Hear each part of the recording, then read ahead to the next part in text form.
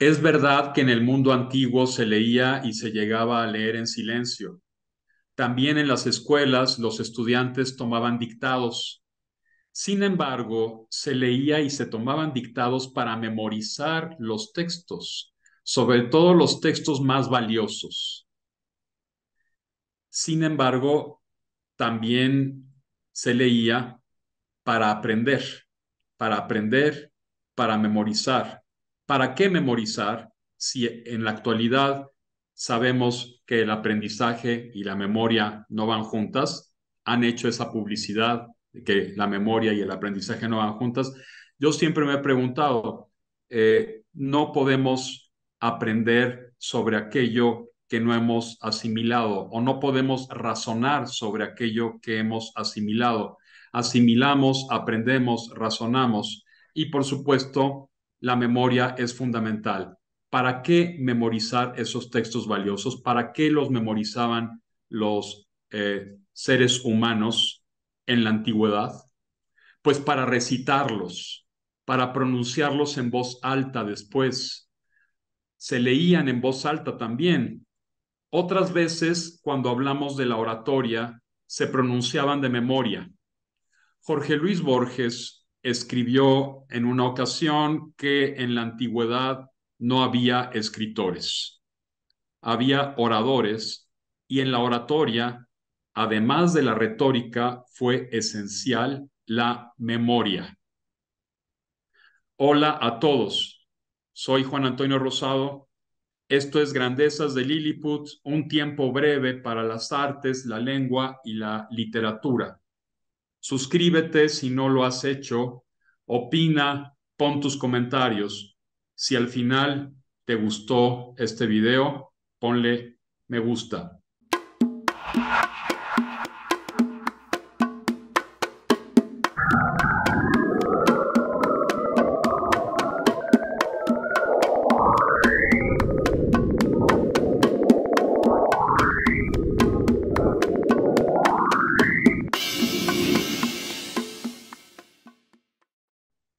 Hoy está conmigo Jorge Luis Arroyo Cabrejos, conferencista y orador internacional con más de 30 años de experiencia. En estas décadas se ha dedicado, entre otras cosas, a impartir cursos de oratoria y desarrollo humano en Centro y Sudamérica. Se especializó en aprendizaje acelerado con lectura veloz comprensiva, en el desarrollo de la memoria, en métodos de estudio y concentración, en aprender a aprender, en oratoria y liderazgo, en coaching ontológico de talentos de vida, en el arte de hablar en público con programación neurolingüística, PNL, en tecnología de la comunicación con programación neurolingüística, también, y también en logoterapia y coaching para el cambio con enfoque Gestalt. Ha sido orador y facilitador en los cursos ILVEM, Instituto de Lectura Veloz, Estudio y Memoria, y también en el Senado de la República, en Palacio Nacional, en la Cámara de Diputados, en Zagarpa, en el Instituto Nacional de Migraciones, en la Secretaría de Gobernación, así como en empresas particulares, centros culturales, asociaciones civiles e instituciones educativas de primaria, secundaria, preparatorias y universidades. Por supuesto, también se ha desempeñado como profesor en varias ocasiones en Filopalabra, siempre con gran éxito. Ha sido invitado a participar en programas de radio, televisión y redes sociales para platicar y compartir sus aprendizajes y su experiencia en el campo del desarrollo humano. Hola Jorge, gracias por aceptar esta invitación. ¿Tú crees que en la actualidad, con los medios masivos de hoy, como Internet, por ejemplo, hay un empuje? ¿Tú crees que haya un empuje de la expresión oral? Yo recuerdo que en la época en que solamente había radio, televisión, periódicos y revistas, pues todo era fundamentalmente visual, pero ahora lo estamos viendo, la voz puede viajar más allá de lo que hacía, por ejemplo, el teléfono o los radios que usaban los policías, por ejemplo. Mm. ¿Crees que esto haya influido? ¿Crees que Internet, crees que todos estos medios actuales hayan influido o influyen o influirán para que la viva voz plural, diversificada, con interacciones, se consolide como una marca de nuestro tiempo? Buenas tardes, doctor. Muchas gracias por invitarme a participar en este canal. Y respondiendo a su pregunta, yo considero que hoy en día, como dice usted, la tendencia es procesar información a través de Internet, diferentes páginas, también usamos diferentes plataformas para estudiar, para leer y para de alguna u otra manera seguir aprendiendo. Entonces, considero que sí influye el, el cambio, la evolución del aprendizaje en estos momentos a través del Internet. Y también es importante porque hay muchas personas que ya se están habituando e inclusive ya han desarrollado destrezas, habilidades para poder conectarse a través de una plataforma y tomar clase, por ejemplo, como lo estamos haciendo en este momento entre usted y yo, que estamos interactuando a través de la plataforma del Zoom. Entonces, considero que sí influye y sobre todo que es una herramienta para seguir estudiando. En tu semblanza es notoria una larga experiencia en el trato con las personas, Jorge. Hay, sin embargo, algunos conceptos que yo y quizá mucha gente de la audiencia no comprenda bien. ¿A qué se refiere el concepto programación neurolingüística y de qué manera se aplica? Muy bien, pues la programación neurolingüística no es una ciencia y más bien es una tecnología, digamos, es un sistema, es un conjunto de técnicas, de métodos que en los años 70, por allá por el año 73, dos famosos escritores, hoy en día son también maestros de la programación neurolingüística, entre ellos un psicólogo y un matemático, Richard Bandler y John Grinder. Fueron los que en alguna ocasión se reunieron y dieron origen a esta tecnología de la programación neurolingüística. ¿Qué es la programación neurolingüística? Pues es un sistema que ayuda a las personas a cambiar sus patrones de pensamiento y también a reprogramar esos pensamientos con otras creencias que se le llama creencias potenciadoras. Se hace un cambio también de conducta, de comportamiento en las personas a través de revisar cuáles son esas creencias limitantes, creencias que de alguna forma le están impidiendo a mejorar su situación de vida y la programación neurolingüística pues ayuda en ese sentido. Es ¿Ha una, tenido resultados con personas con conductas antisociales? claro, sí se ha aplicado esta técnica para ayudar a personas que tenían por ahí algún problema de comportamiento social y sí hay casos que ha ayudado a estas personas la técnica. Pero yo le digo, doctor, no porque yo haya estado en ese contexto de aplicar estas herramientas para ayudar a este tipo de personas, sino que por lo que he leído, por lo que he estudiado, también he participado en algunos entrenamientos, en algunos talleres de programación neurolingüística con diferentes expositores y ellos ahí presentan testimonios Por ejemplo, en alguna ocasión presentaron a una persona que habló de su experiencia que tuvo cuando no tenía un comportamiento armonioso y saludable con sus familiares. Y él se creía que era pues, era una persona negativa, una persona que no tenía pues una buena relación con los demás, y ese problema, esa creencia, hacía que su comportamiento sea así agresivo con los demás, y pensaba que era pues esta persona que tenía esa creencia de ser una persona mala. Pero luego, con el tiempo, según decía, que empezó a usar las técnicas y fue cambiando su personalidad.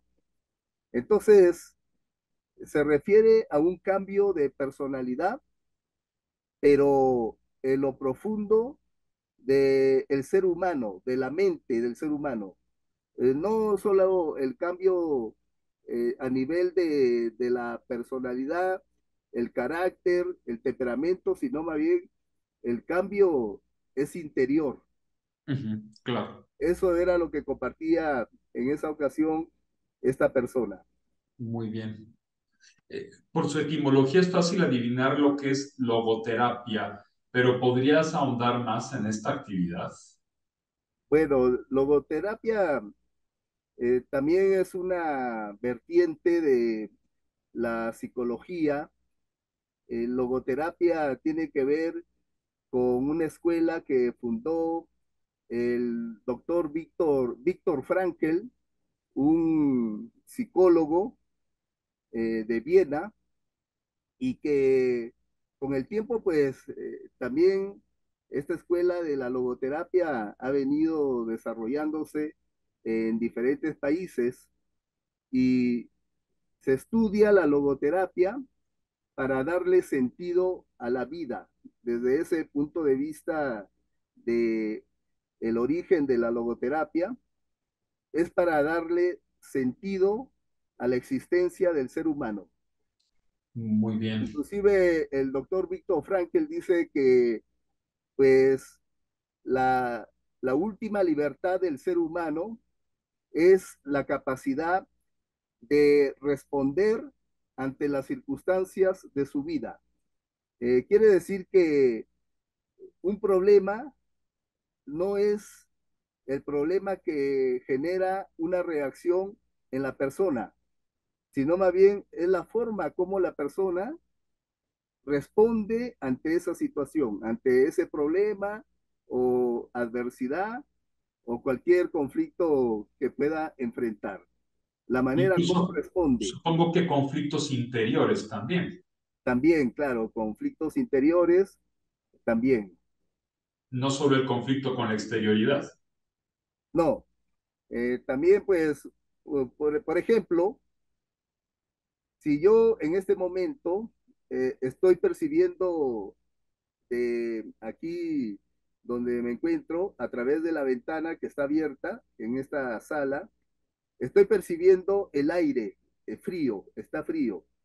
Entonces, mi reacción en este momento es que me pongo una chamarra para sentirme así calentito, se expresa así, calientito o calentito.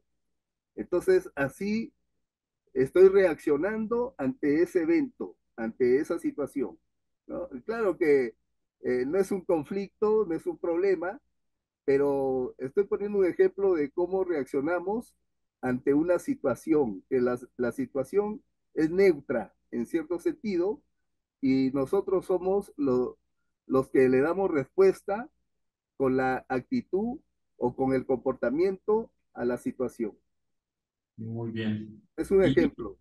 ajá, otro concepto que me llamó la atención es coaching para el cambio con enfoque gestalt, no sé.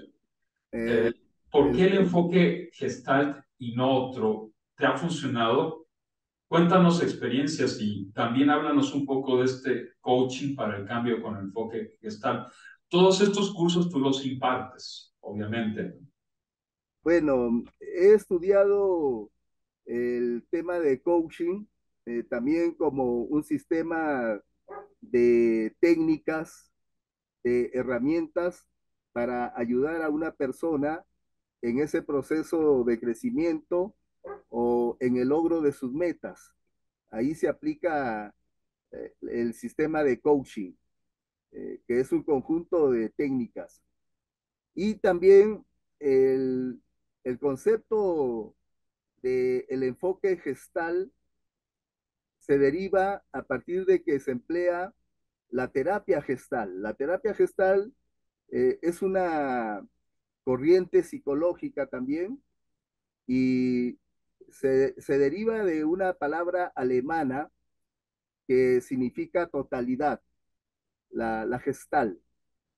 Y es una terapia que aplica la técnica en el momento presente, en el aquí y el ahora. O sea, ayuda a una persona, por ejemplo, a enfrentar una crisis, pero desde el momento presente de su vida.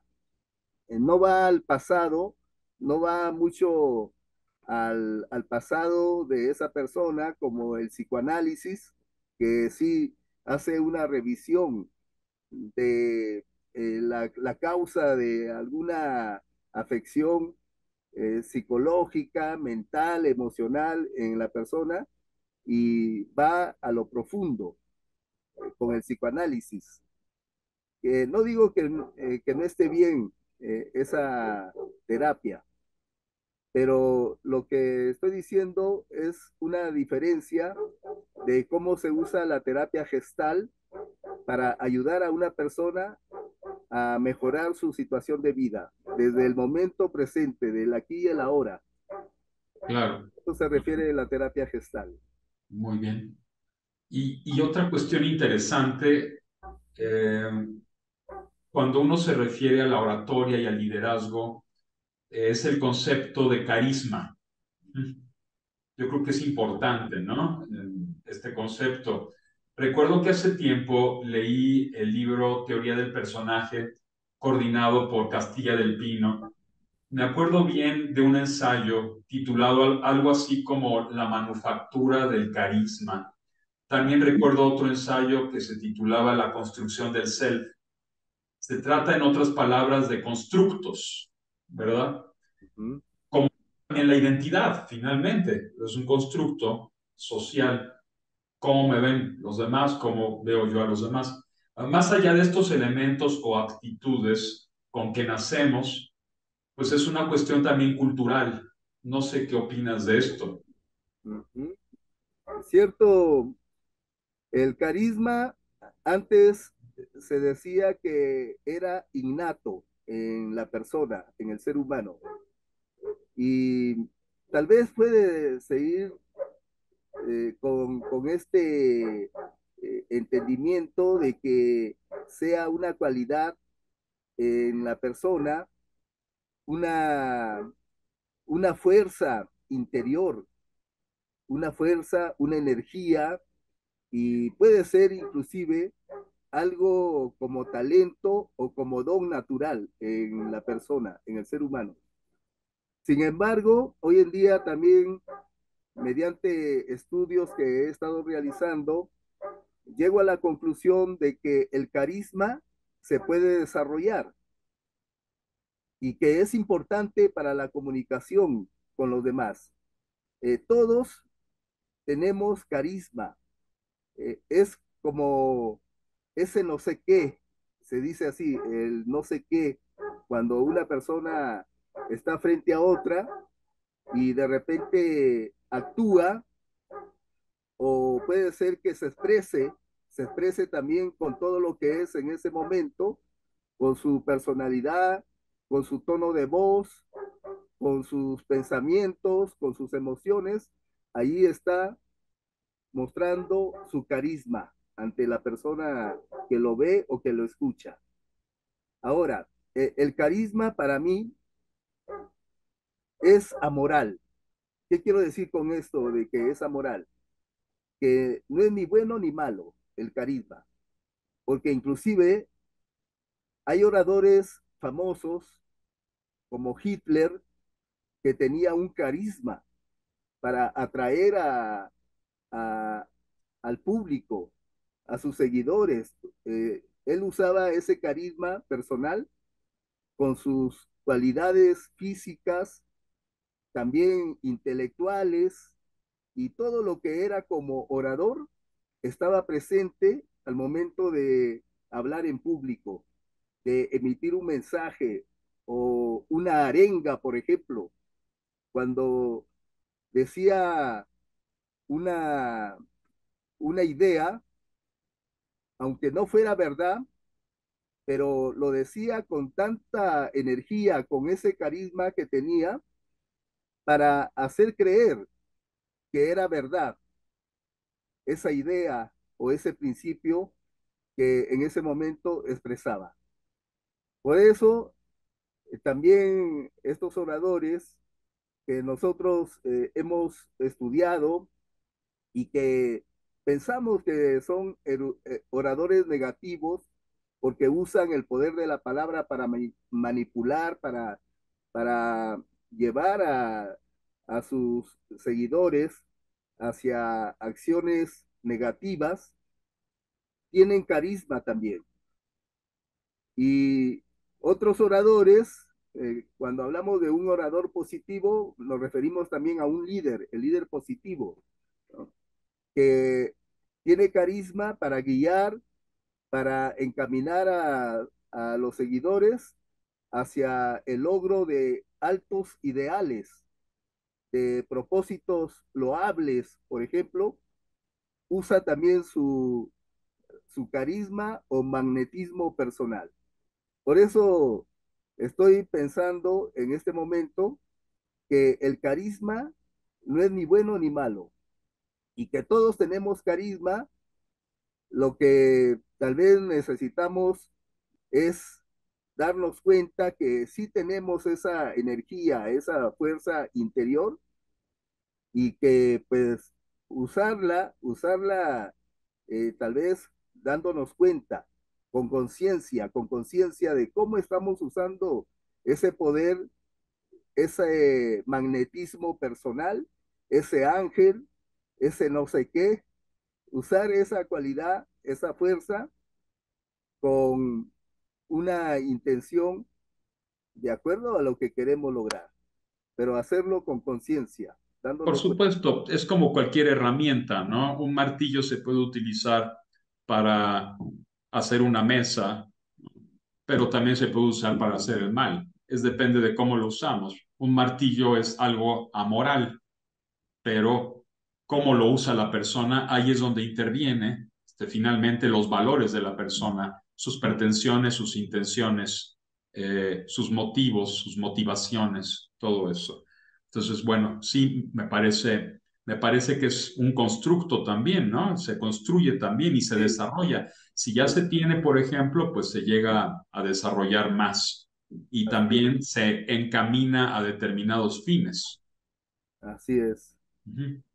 Y bueno, Jorge, antes de despedirnos, tú has impartido en varias ocasiones ya cursos y talleres en Filopalabra y en otras instituciones. Ahora nos dirás, bueno, tanto de oratoria como de liderazgo, ¿verdad? Eh, También de lectura rápida. ¿Cómo ha sido tu experiencia, por ejemplo, en Filopalabra con nosotros o en otros lugares, en otras instituciones? Creo que es algo que no te he preguntado. Sí, doctor, pues en el aspecto de la práctica de la oratoria, lo he venido realizando desde la edad de 17, de 18 años más o menos, cuando estaba terminando la secundaria y estuve en un grupo de teatro En Perú, ¿verdad? En Perú, sí, en la ciudad de Chiclayo, de donde soy, la ciudad natal. Y ahí empecé a formarme como actor. Participé por mucho tiempo en un grupo de teatro y en ese camino de la actuación le encontré el gusto por la oratoria. O sea que me enamoré de la oratoria porque la usaba no solamente para el teatro, para representar un papel como actor, sino que también la usaba para comunicarme ante públicos grandes frente a un grupo de alumnos en un colegio, en una universidad o en algún lugar donde me invitaban a participar con un discurso y también mediante la declamación de poemas. Empecé a declamar poemas ante el público y poco a poco fui creciendo en ese aspecto de la oratoria y que hasta ahora pues vengo aplicándola porque todos los días estoy dando clases, no solamente a través de una plataforma virtual, sino que también ya clases presenciales y gracias a Filopalabra que recientemente me invitaron a dar un curso, lo hice primero en línea y después ya fui a Querétaro para dar ese curso que estuvieron muy entusiasmados los estudiantes en ese momento. Inclusive algunos dijeron, qué bueno que ahora ya podemos practicar en vivo y en directo con el profesor aquí. Y bueno, fue una experiencia muy interesante y esto refrescó en mi memoria de las experiencias que tuve años atrás cuando daba estos cursos también a diferentes auditorios. Y como usted lo está mencionando, pues sí, una trayectoria muy amplia, dando cursos en diferentes instituciones aquí en la Ciudad de México y escuelas, empresas. Es decir, que este arte de la oratoria la continúo practicando y me apasiona. Así es, Por doctor. supuesto. Sí, a mí me parece esencial. Ujú. Pues muy bien, Jorge.